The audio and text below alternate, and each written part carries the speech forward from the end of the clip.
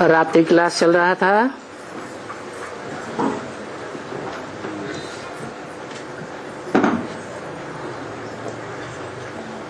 इकतीस 10/1966 दूसरे पेज के मध्यार्ध में बात चल रही थी।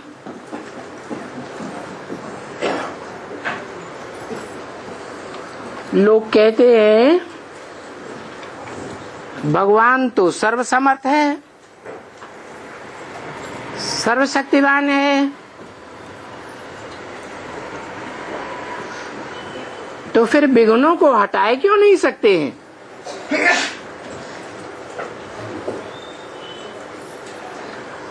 परंतु उनको ड्रामा का पता नहीं है।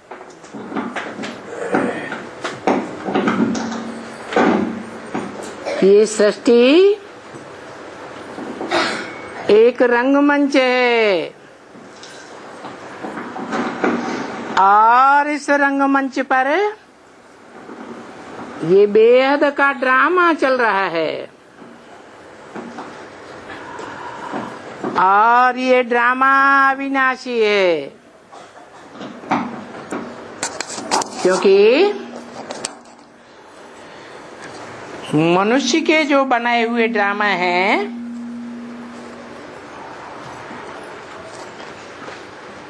तो मनुष्य विनाशी, तो उनके ड्रामा भी विनाशी। और भगवान तो अविनाशी है।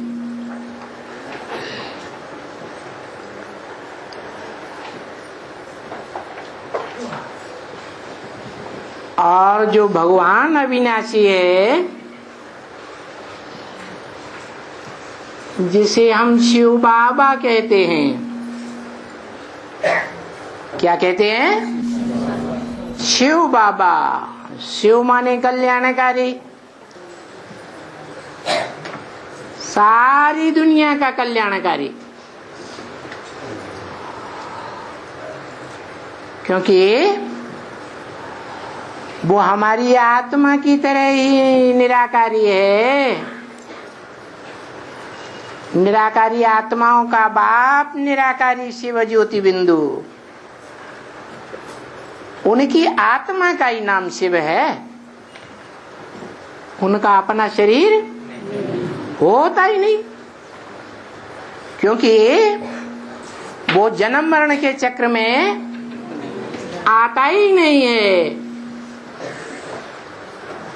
इसलिए त्रिकालदर्शी है।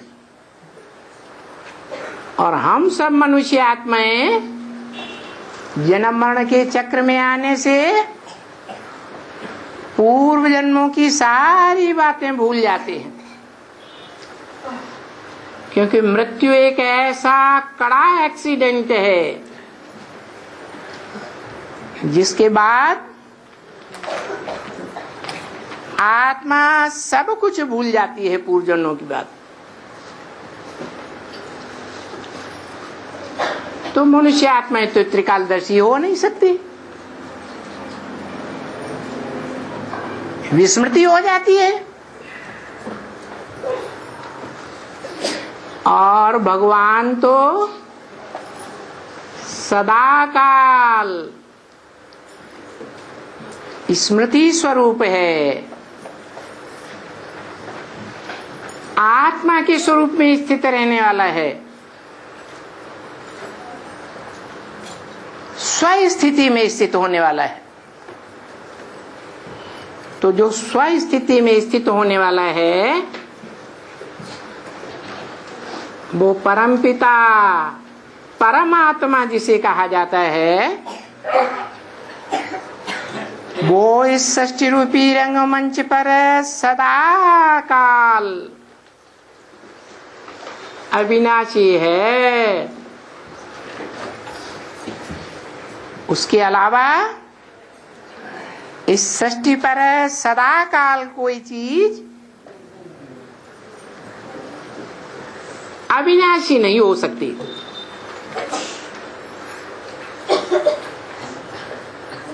इसलिए वो जो ड्रामा क्रिएट करता है, क्रिएटर बन करके, रचयिता बन करके,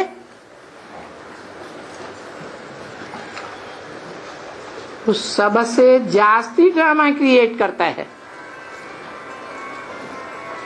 क्योंकि से वेद के ड्रामा का हीरो पार्टधारी भी है।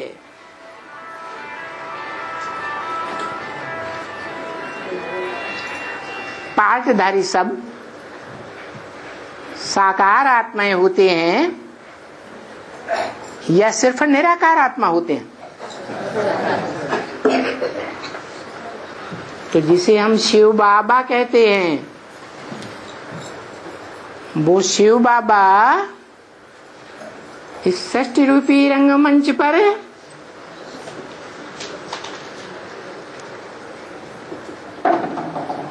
सुप्रीम नाटककार होने के कारण, क्रिएटर होने के कारण, डायरेक्टर होने के कारण इस सृष्टि पर, रंगमंच पर सदा कायम रहने वाला है। तो कैसा ड्रामा बनाता होगा? है अविनाशी ड्रामा बनाता। ये ड्रामा अविनाशी ड्रामा बनाया है, इसमें कोई परिवर्तन नहीं होता है। और इस वेद के ड्रामा में जितने भी आत्मा रूपी पार्टधारी हैं, सबका पार्ट अविनाशी है। आत्मा अविनाशी तो उसका पार्ट भी अविनाशी है। परंतु इस ड्रामा का पता न होने के कारण वो बेचारे कुछ भी नहीं समझते हैं। जो ये प्रश्न करते हैं कि भगवान है तो विघ्नों को क्यों नहीं हटा सकते? अरे जिस आत्मा के स्थान में जो भी विघ्न पड़ते हैं वो पूर्व जन्मों के कर्मों के अनुसार पड़ते हैं या बिना कर्मों के पड़ते हैं? तो हर आत्मा के सामने पुरुषार्थी जीवन में जो भी विघ्न आते हैं, वो विघ्न उनके द्वारा स्वयं ही क्रिएट किए हुए हैं, इसलिए जरूर आते हैं।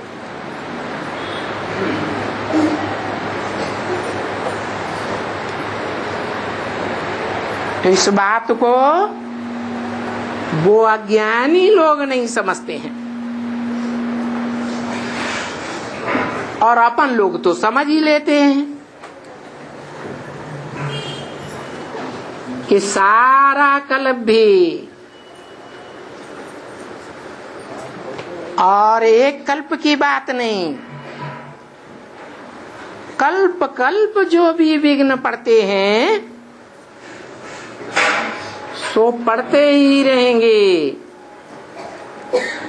इसलिए इन विघ्नों से कोई डरने की बात नहीं है, क्योंकि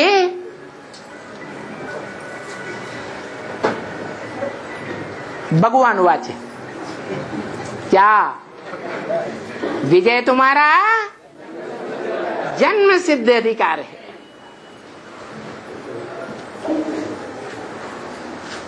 भगवान से जन्म लिया हम आत्मा रूपी पाठधारियों ने।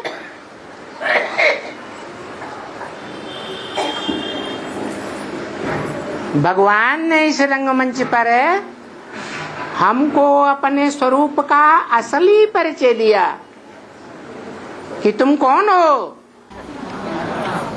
अविनाशी आत्मा हो, ज्योति बिंदु। जो ज्योति बिंदु राजा इस शरीर रूपी वृक्ष का मालिक है, राजा नीचे बैठेगा या ऊपर बैठेगा? तो इस शरीर में जो उत्तम से उत्तम अंग है, उस उत्तम अंग में भरी पूरी भ्रकुटी के बीच में बैठता है। क्या? छोटे मोटे या नीच अंग में नहीं बैठता है। कहाँ बैठता? उत्तम अंग। तो हम जानते हैं कि जो भी विघ्न पड़ते हैं वो ड्रामा अनुसार पड़ रहे हैं। भले कितने भी विघ्न पड़े, परंतु हमें तो मालूम है क्या? जैसे गीता में लिखा हुआ है, जहां पुरुषार्थ रूपी धनुष को धारण करने वाला अर्जुन है। क्या? ये शरीर हमारा क्या है? पुरुषार्थ करने वाला धनुष है। पुरुषार्थ करने में हम जितना इसको खींचना चाहें उतना खींच सकते हैं। इस सब पुरुषार्थ रूपी धनुष के टूटने की बात है ही नहीं। क्यों? कि इसकी जिम्मेवारी किसने ली है? जिम्मेवारी ऊंच ते ऊंच बाप ने ली है, जो हम आत्माओं का ऊंच ते ऊंच बाप है। और मनुष्य सृष्टि का भी ऊंचे ते ऊंचा बाप है, क्योंकि वो आत्माओं का बेहद का बाप मनुष्य सृष्टि के बेहद के बाप में प्रवेश किया हुआ है।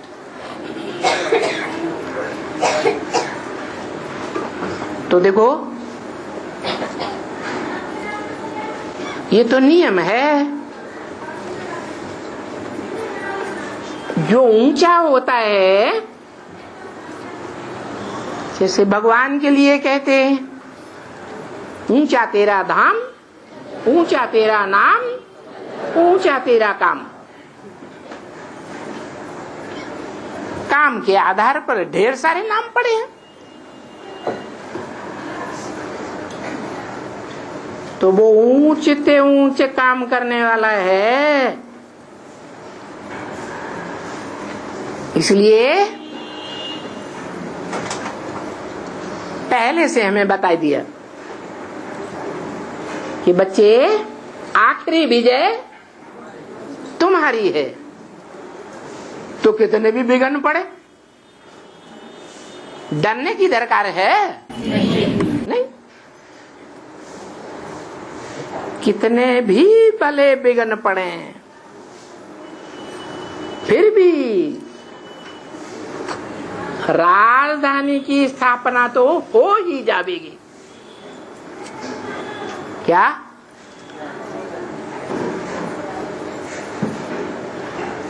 कि नई दुनिया की राजधानी स्थापन करने का ड्रामा में नूद है। तो फिर पीछे के विघ्नों को क्या देखना?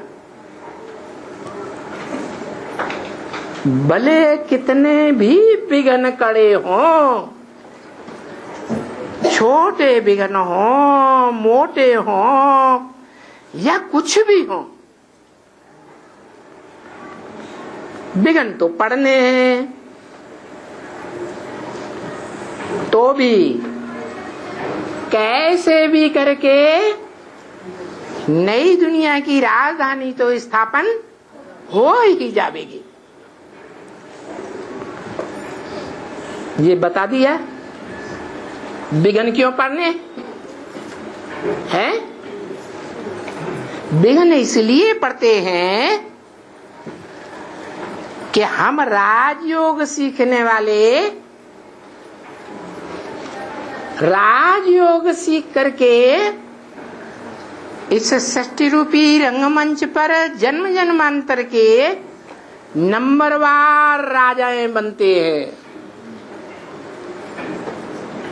ये राजा बनने की पढ़ाई, ये स्वाधीन राजा बनने की पढ़ाई भगवान की सिवाय कोई पढ़ा ही नहीं सकता। इतने बड़े बड़े धर्म पिताए हुए, इन्होंने मनुष्यों को या अपने धर्म के फॉलोअर्स को भी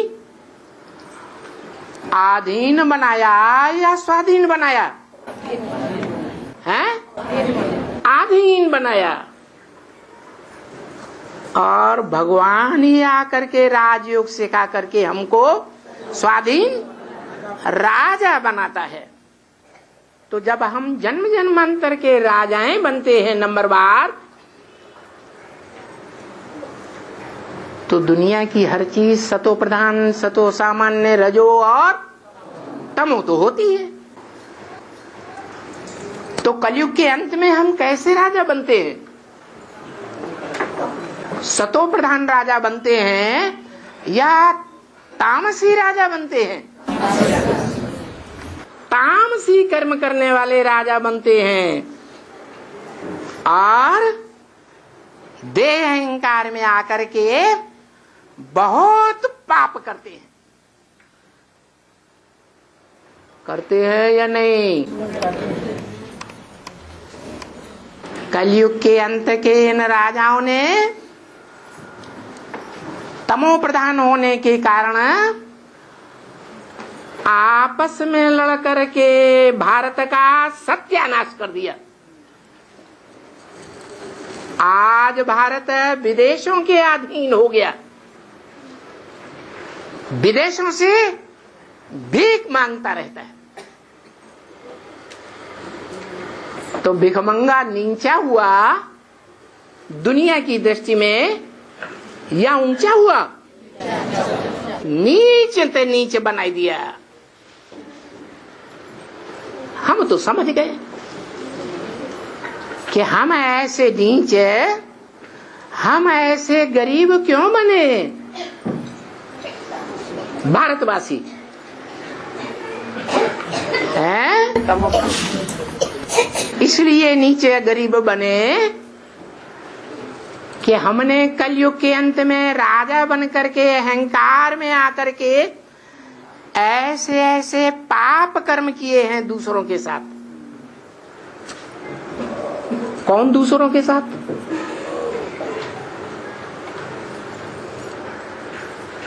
उन्हीं आत्माओं के साथ जो दूसरे धर्मों में कन्वर्ट हो जाते हैं। कच्चे भारतवासी ही दूसरे धर्मों में कन्वर्ट हुए हैं। कोई दाईं ओर के धर्मों में, षष्ठी वृक्ष में देखो, बुद्ध,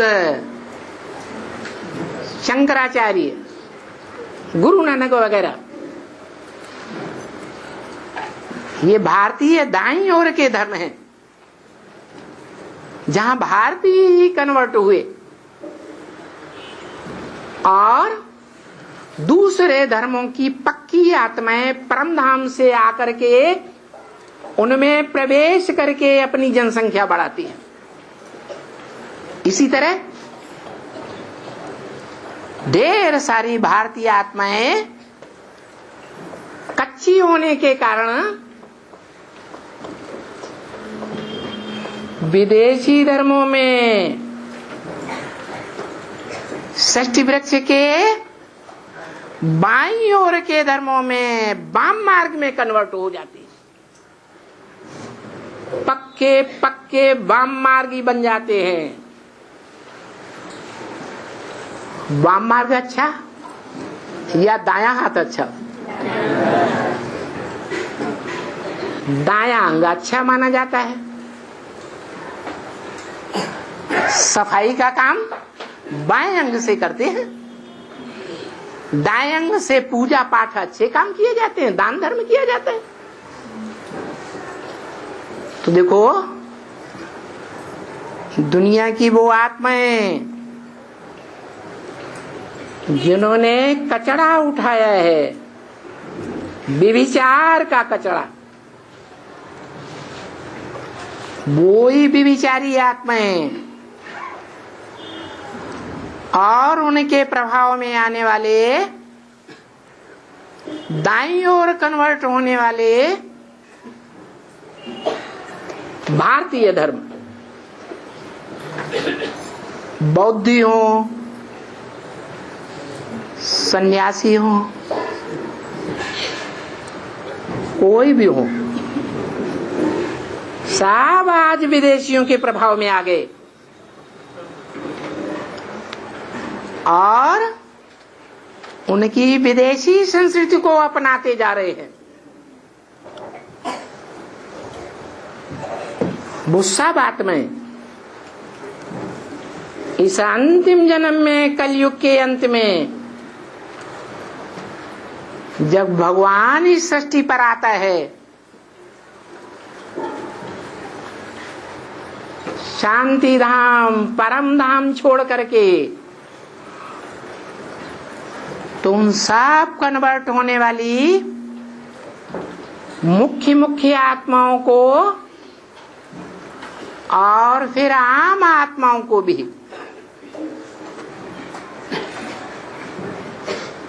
चाहे कहो कि ड्रामा बना हुआ है, इस अंतिम जन्म में वो आत्माएं आकर के भारत में जन्म लेती हैं, क्योंकि भारत में ही भगवान को आना है।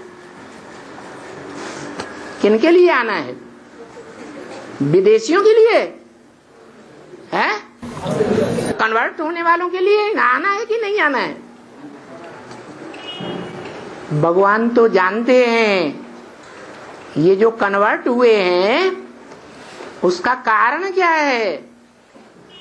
उसका कारण है कि भगवान ने जब पढ़ाई थी तो इन्होंने पूरी पढ़ाई नहीं पढ़ी,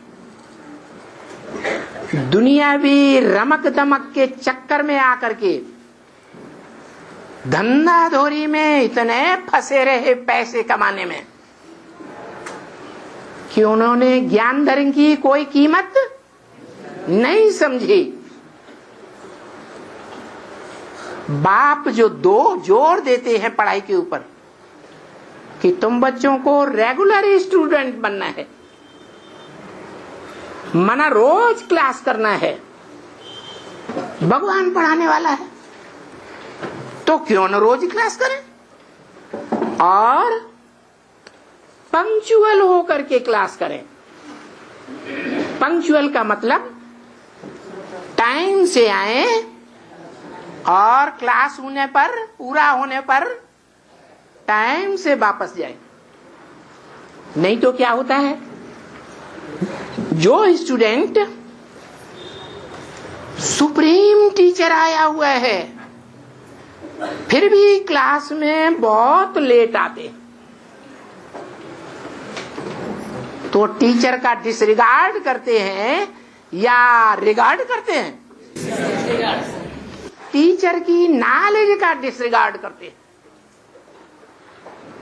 ऐसे डिसरिगार्ड करने वालों को ईश्वरीय ज्ञान बुद्धि में बैठेगा नहीं बैठा। सुप्रीम टीचर जो बाप भी है हमारा, वो सदगुरु भी है, वो हमारे ऊपर खुश होगा, दुआएं देगा? नहीं देगा। इसका रिजल्ट क्या होगा?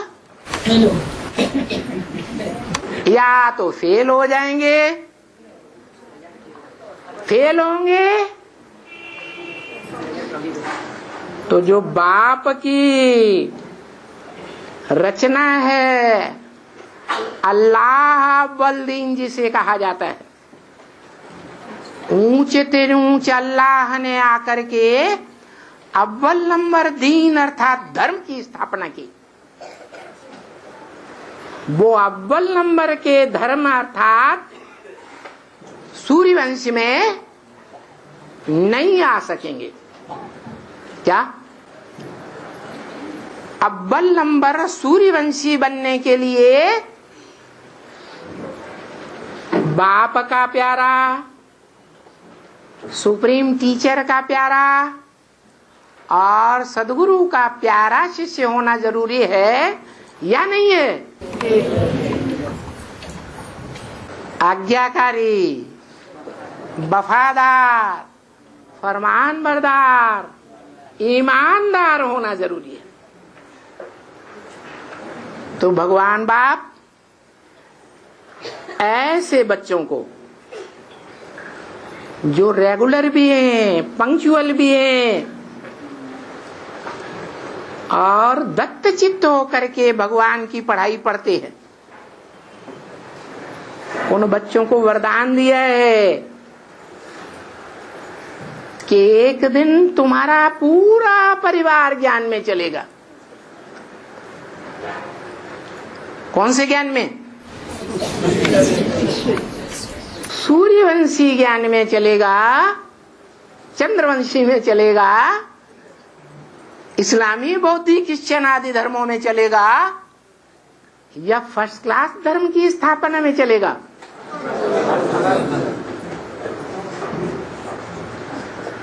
तो देखो यहां नंबर बन जाते हैं पढ़ाई के आधार पर।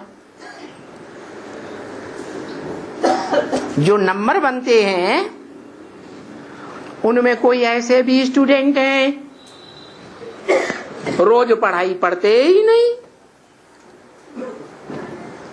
अरे भगवान आया हुआ है, ऊंचते ऊंचे भगवान, दुनिया का सुप्रीम टीचर, उसकी पढ़ाई की भी कदर नहीं करते। कहते हम 7 दिन में एक बार आएंगे। अरे तुम जैसी शूटिंग करोगे वैसे ही बनोगे ना। क्या कहा है? अगर तुम मुसलमानों और क्रिश्चियंस की शूटिंग करोगे, मुसलमान क्या करते हैं? जुमा मस्जिद में 7 दिन में एक बार शुक्रवार के दिन जाकर के नमः आज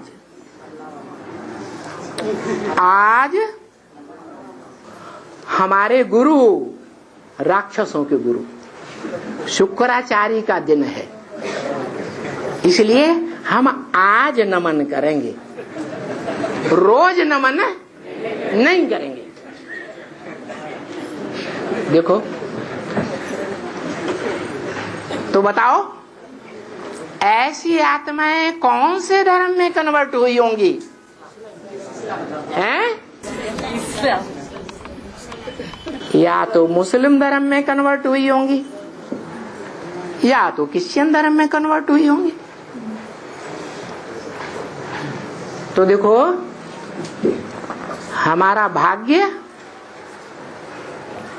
भगवान ने हमें ऐसा ज्ञान दिया है जिस ज्ञान के आधार पर हमारा भाग्य हमारी मुट्ठी में है। क्या कहा है? गीत बनाए दिए हैं, मुट्ठी में है तकदीर तुम्हारी। गीत गाते हैं ना, तो क्या वो जानते हैं हमारी मुट्ठी में हमारी तकदीर कैसे है और कब हुई? कब हुई है?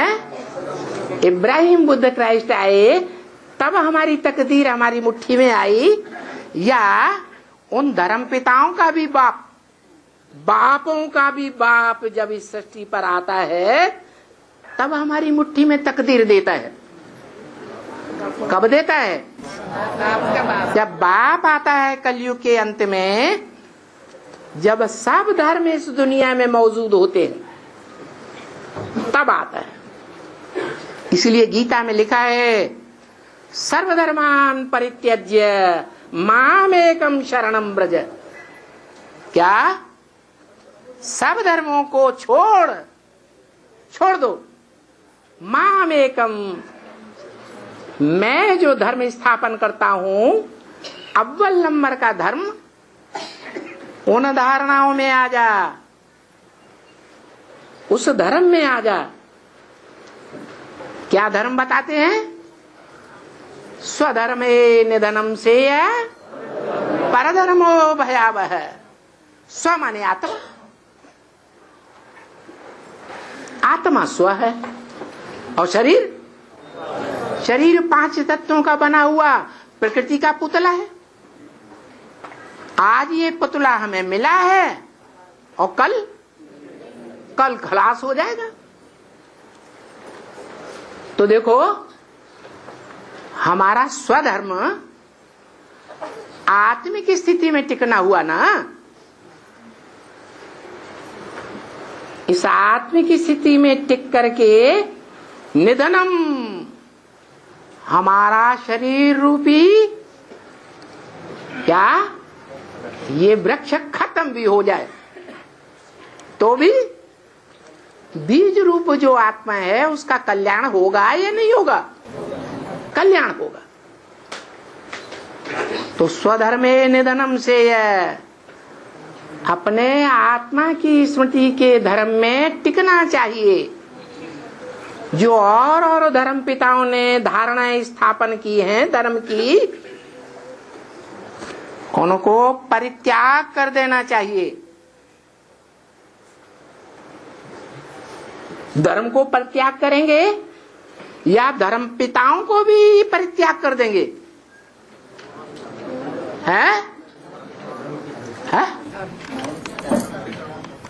अरे धर्म का परित्याग करेंगे, स्वधर्म हम अपनाएंगे, या जो धर्म को स्थापन करने वाले धर्म पिताएं हैं उनको भी गोली मारेंगे?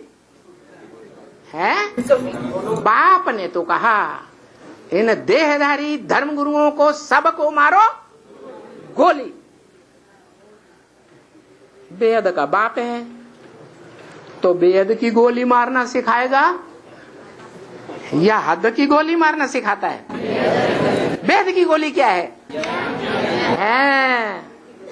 ज्ञान की तीखी तीखी गोलियां मारते जाओ। वो अपने आप अपने देह के धर्म से नष्ट हो जाएंगे, डाउन हो जाएंगे।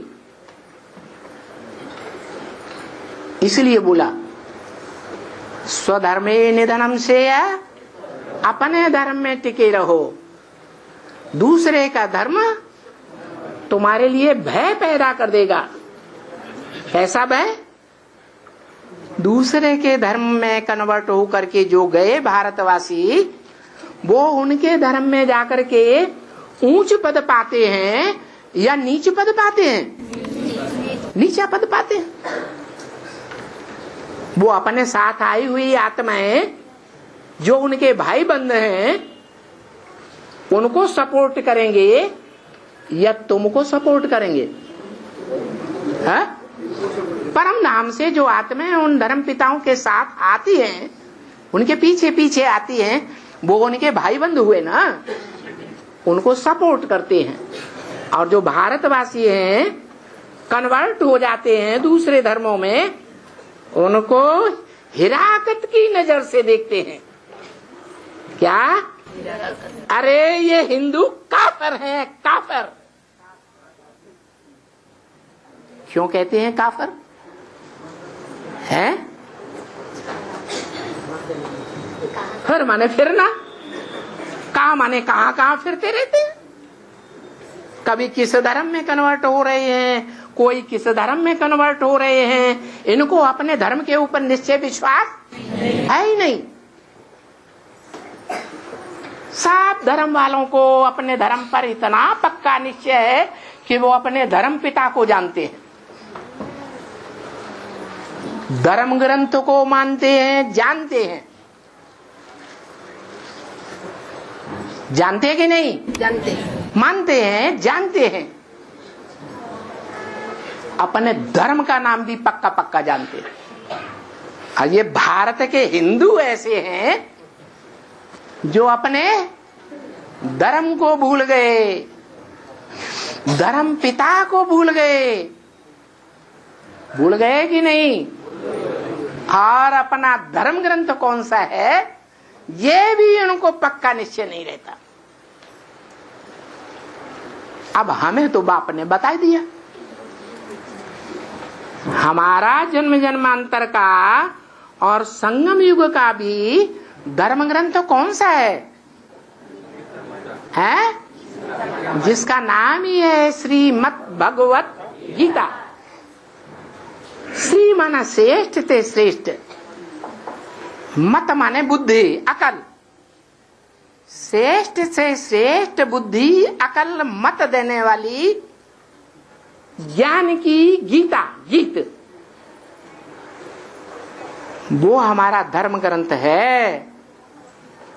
जब भगवान प्रैक्टिकल में आते हैं तो भी प्रैक्टिकली हमको गीता सुनाते हैं, गीता का गीत सुनाते हैं, कविता सुनाते हैं। कविता में राज भरे हुए होते हैं या नहीं?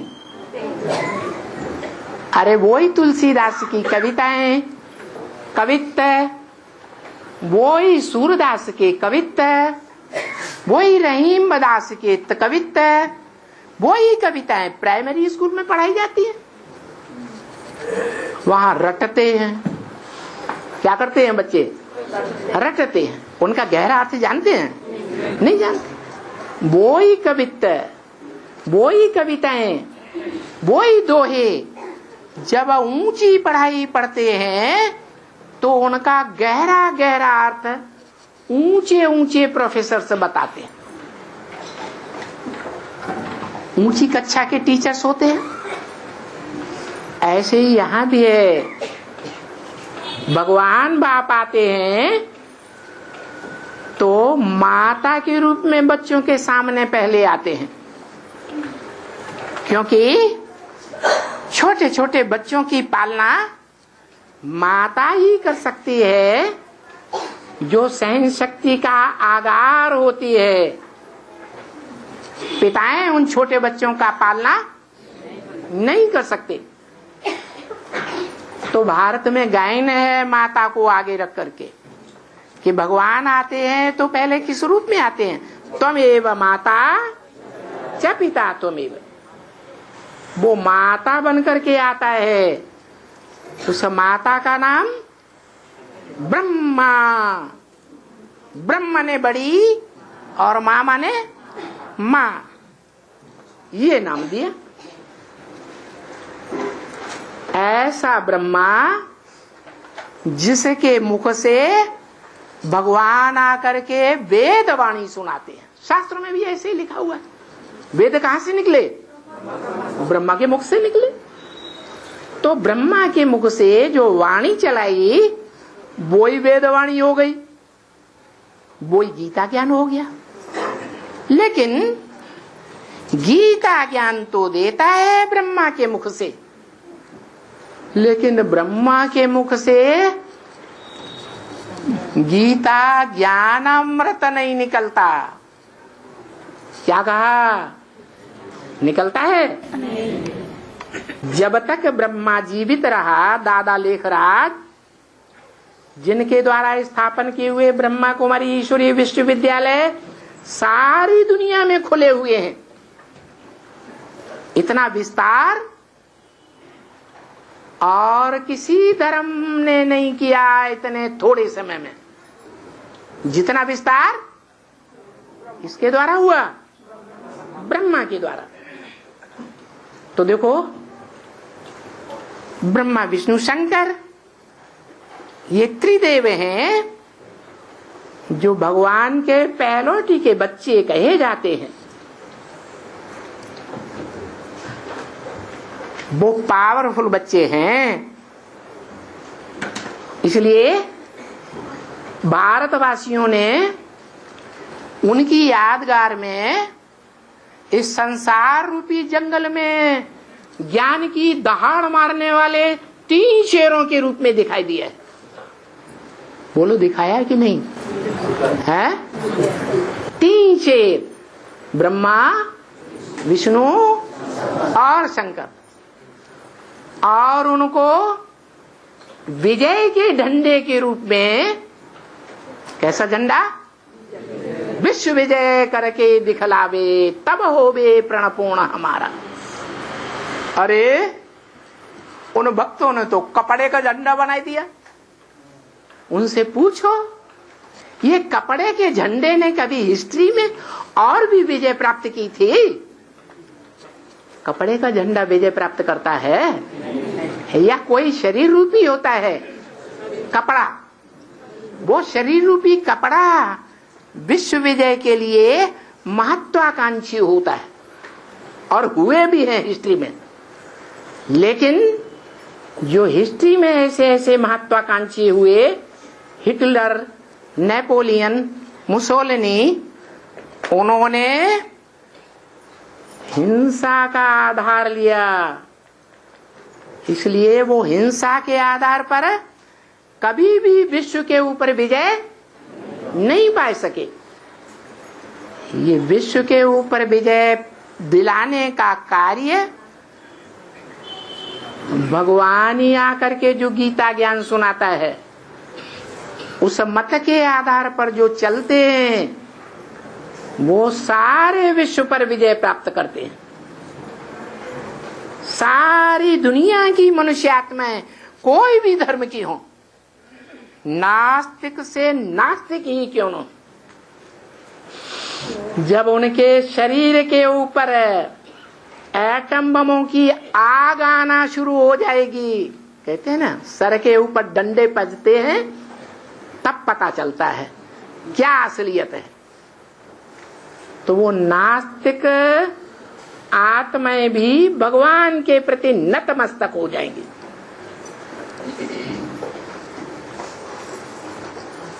तो देखो, ऐसा समय अब जल्दी आने वाला है। सारी दुनिया इस संसार में प्रैक्टिकल में आए हुए, खास भारत में आए हुए भगवान के सामने झुकेंगी।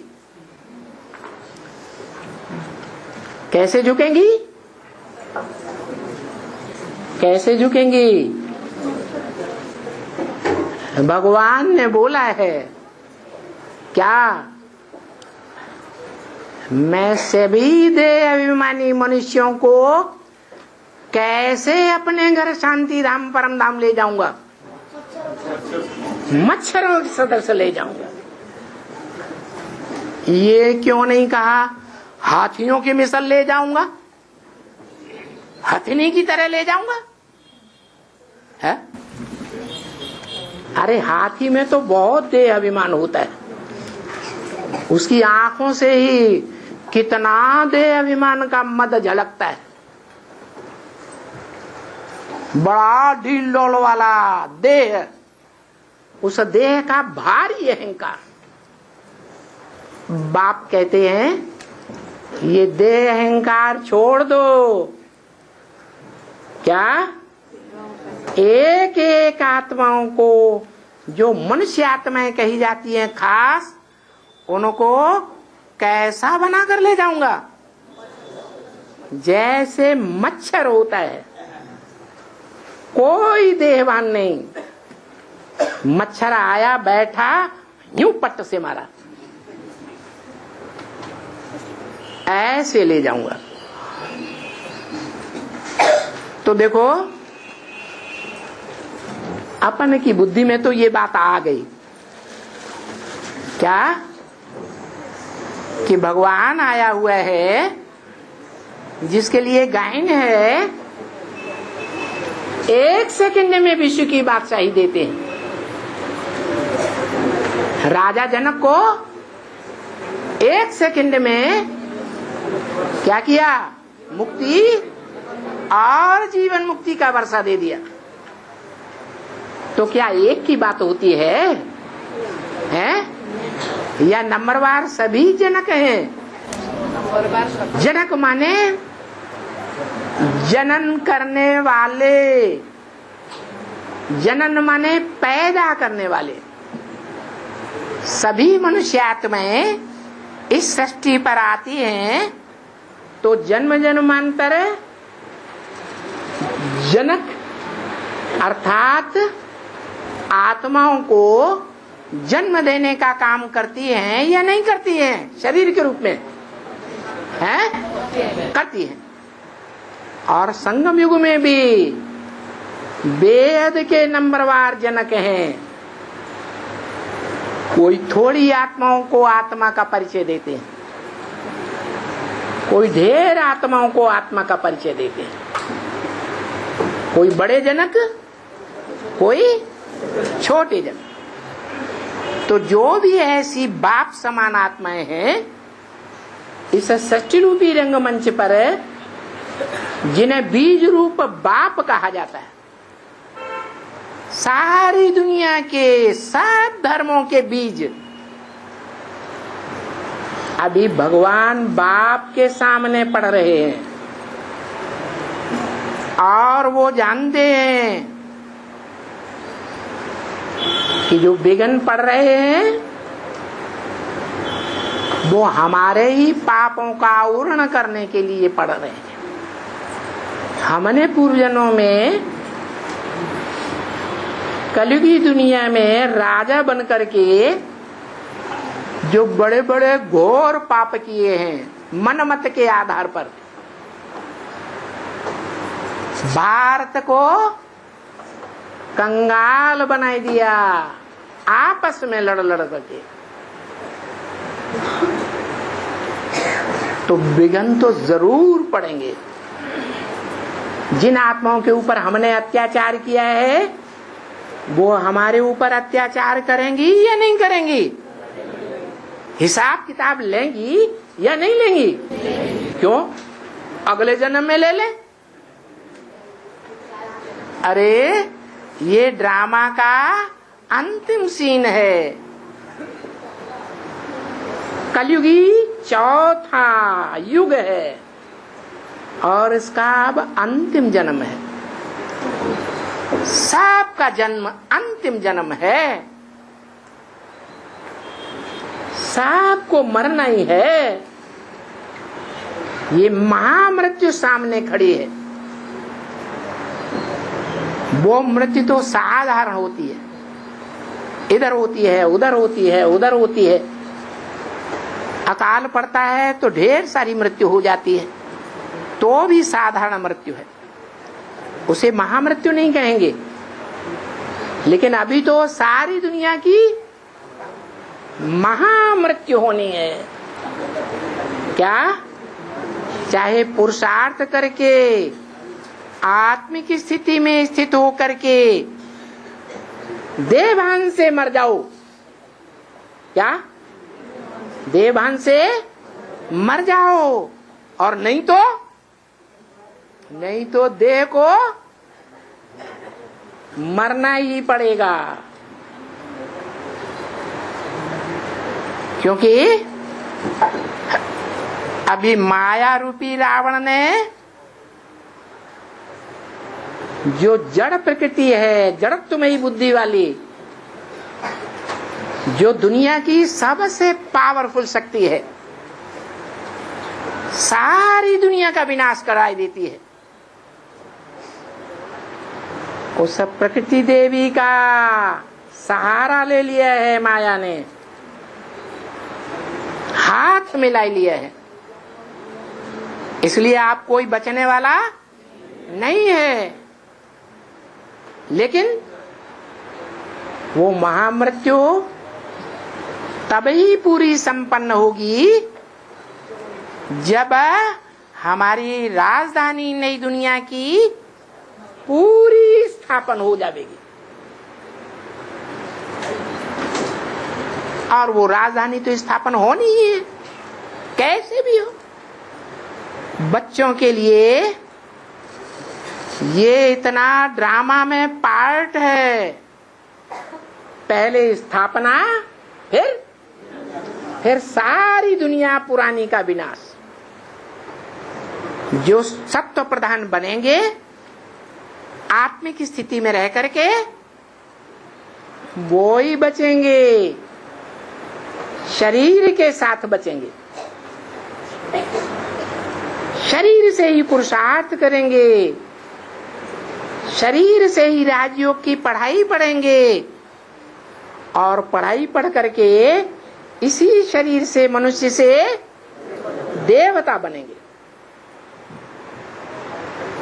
जैसे दुनिया में होता है,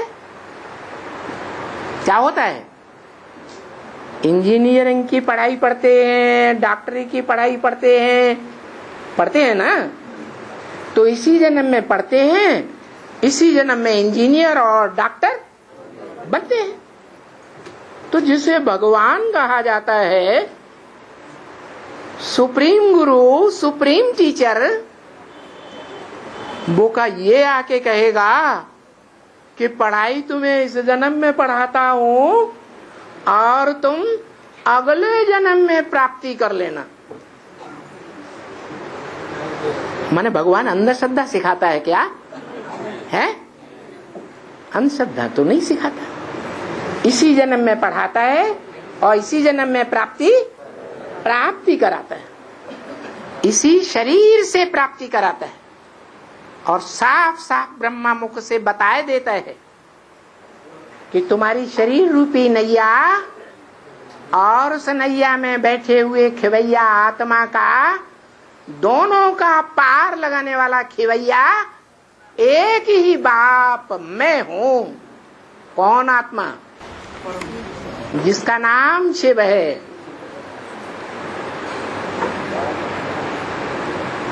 वो हमको इसी शरीर रूपी नैया से, इस नारकीय दुनिया से, इस विषय वैतरणी नदी से, विषय सागर से पार उतार के ले जाएगा।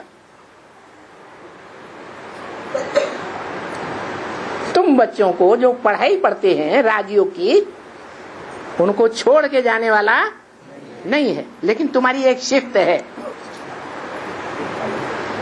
जो पहले नंबर की डायनेस्टी है, जो डायरेक्ट नर से नारायण जैसे बनते हैं, उनकी एक खासियत है, दुनिया के हर धर्म के मुकाबले एक खासियत है। क्या है? ये खासियत है कि जो ज्ञान, जो पढ़ाई वो पढ़ते हैं, वो पढ़ाई उतनी गहराई से और कोई धर्म वाले नहीं पढ़ते। पढ़ते हैं अभी ब्रह्मा के बच्चे, ब्रह्मा कुमारियां अपने को कहलाने वाले पढ़ते हैं? नहीं पढ़ते। सूर्यवंशी पढ़ाई में फेल हो जाएंगे या पास हो जाएंगे? हैं? फेल हो जाएंगे। फेल हो जाएंगे तो त्रेता युग में क्षत्रिय कुल में चले जाएंगे, क्षत्रिय धर्म में चले जाएंगे। फिर उनकी जो संतान पैदा होगी वो नीची कुरी की होगी या उनसे ऊंची कुरी की होगी? नीची कुरी के इस्लामी पैदा होंगे। कहते भी हैं, बाप भी बताते हैं कि जो फेलियर होते हैं वो क्षत्रिय बनते हैं। शास्त्रों में मिसाल भी दिया हुआ है भक्तों ने कि राम क्षत्रिय था, पहले जन्म का राम वो रावण से हार खाता है, या त्रेता के अंतिम जन्म में जिसे राम का टाइटल मिलता है वो रावण से हार खाता है? पहले जन्म वाला हार खाता है? ब्रह्मा कुमारियां कहेंगे हाँ खाता है। यज्ञ के आदि में राम फेल हो गया, वो त्रेता के फर्स्ट जन्म में राम बनने वाला ही तो था। अरे आदि में जो परीक्षा हुई थी वो माया का फाइनल पेपर था क्या? है? नहीं था। माया का फाइनल पेपर तो अभी तक भी नहीं हुआ है। माया का जो फाइनल पेपर होगा उसमें जो पास होंगे अव्वल नंबर में, वो अव्वल नंबर ब्राह्मणों की कुरी कही जाएगी भक्ति मार्ग में। क्योंकि भक्ति मार्ग में ब्राह्मणों की 9 कुरियां गाई हुई हैं। अव्वल नंबर की कुरी है सूर्यवंशी कुरी। वो अव्वल नंबर का डिपार्टमेंट है। राजा ही चलाते हैं तो अलग अलग डिपार्टमेंट होते हैं ना, हैं? जैसे आज की जो सरकारें हैं देश विदेश में, वित्त मंत्रालय अलग होता है कि नहीं है, सप्लाई अलग, ऐसे अलग अलग डिपार्टमेंट हैं। पुलिस डिपार्टमेंट अलग, लेकिन सबसे ज्यादा परवरिश और सबसे ज्यादा ख्याल कौन से डिपार्टमेंट का रखा जाता है? जिसमें राज्य की कमाई का सबसे ज्यादा हिस्सा लगाया जाता है मिलिट्री। जैसे उस दुनिया में मिलिट्री में सबसे ज्यादा खर्च करते हैं, देश विदेश में भी देख लो। ऐसे ही ये रूहानी मिलिट्री तैयार हो रही है रूहानी बेहद के बाप के द्वारा।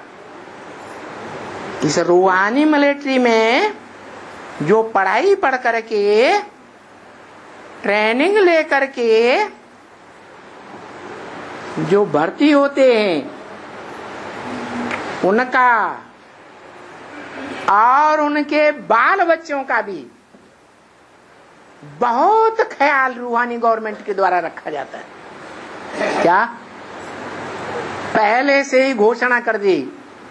क्या क्या घोषणा की है? तुम बच्चों का पूरा परिवार ज्ञान में चलेगा। क्या? तो बाल बच्चों के लिए भी निश्चिंतता हो जानी चाहिए कि नहीं है? वो भी रूहानी मिलिट्री में आ गए। पढ़ाई भी नहीं पढ़ी, क्योंकि ये तो राजयोग की पढ़ाई है। जो राजयोग की पढ़ाई पढ़ते हैं वो राजकुल में आते हैं। पढ़ाई नहीं पढ़ते हैं तो प्रजाकुल में चले जाते हैं। तो जो रूहानी मिलिट्री में आने वाले तुम बच्चे पढ़ाई पढ़ रहे हो, उनके परिवार वाले पढ़ाई पढ़ रहे हैं? नहीं पढ़ रहे हैं। विरोध कर रहे हैं या नहीं कर रहे हैं? विरोध भी कर रहे हैं। ब्रह्मा कुमारियां भी विरोध कर रही हैं, दुनिया वाले भी विरोध कर रहे हैं। कर रहे हैं कि नहीं? तो फिर उनको रूहानी मिलिट्री में क्यों ले लिया जाएगा? हैं? सारी दुनिया तो विरोध कर रही है। और तुम्हारे परिवार के जो हैं भैया बंद, चाचा ताऊ, पापा मामी, वो भी विरोध कर रहे हैं, दादी अम्मा। लेकिन उनके लिए वरदान दे दिया क्या कि तुम्हारा पूरा परिवार ज्ञान में चलेगा। इसका कारण जाना? नहीं जाना। इसका कारण है कि जो तुम्हारे इस दुनिया में सख्त विरोधी हैं, तुम्हारे और प्रैक्टिकल में आए हुए बाप के भी सख्त विरोधी हैं। क्या? जैसे कृष्ण का विरोधी कंस था तो कृष्ण को गावड़े गावड़े में भागना पड़ता था। जैसे शंकर का सबसे जास्ती विरोधी भस्मासुर हुआ तो सारी दुनिया में उनको भाग भाग भाग भाग करना पड़ा। शास्त्रों में ये बातें प्रसिद्ध हैं या नहीं? और राम को इस संसार रूपी जंगल में रह करके महलवाड़ियों अटारियों में रहने वाले रावण से युद्ध करना पड़ा। जंगल में छुप छुप के जैसे गुरिल्ला वार होती थी, छुप छुप के युद्ध करना पड़ता है, छुप छुप के ज्ञान बाण मारता है। जैसे आतंकवादी बाण मारे और ये भागा। आतंकवादी क्या करते हैं? गोली मारी और ये भाग खड़े हुए। तो ऐसे बाप को चलना पड़ता है। बाप ने भी बोला है, गीता में भी लिखा हुआ है, मम वर्तमान वर्तन्ते मनुष्या पार्थ सर्वस्य। इस दुनिया में जो भी मनुष्य मात्र हैं वो मेरे ही रास्ते का अनुगमन करते हैं। क्या ये आतंकवादी किसका अनुगमन कर रहे हैं? हैं कि गोली मारी और भाग खड़े हुए? किसके रास्ते पर चल रहे हैं? हैं? अरे भगवान भी इस दुनिया में जब आता है तो यही कर्म करता है। क्या क्या कर्म करता है? कोई भी ब्रह्मा कुमारियों से जाके पूछो, तुम्हारे लिए इस दुनिया में सबसे बड़ा आतंकवादी कौन है, तो वो किसको बताएंगी? अरे हमारे लिए पहले भी ओसामा बिन लादेन था। कौन था? ओ शाम आ गई, क्या सूरज दिखाई नहीं पड़ता, छुप गया, बिना लाए दिए नहीं छोड़ूंगा, ऐसे कहता है। जो भी तुम्हारे पास धन है, जो भी तन है, जो भी मन की शक्ति है, वो सब लाओ मुझे दे दो, जैसे मैं चलाऊं वैसे चलो। सारी दुनिया को ऐसे सरेंडर होके चलना पड़ेगा। ये ओसामा बिन लादेन नाम पड़ा, नाम किस आधार पर पड़ता है? काम के आधार पर। वो बेहद का काम, वो बेहद का ओसामा बिन लादेन ही करता है। क्या? घड़ी घड़ी देहभान से मरता है, फिर कोई न कोई ओसामा बिन लादेन जैसा पैदा हो जाता है।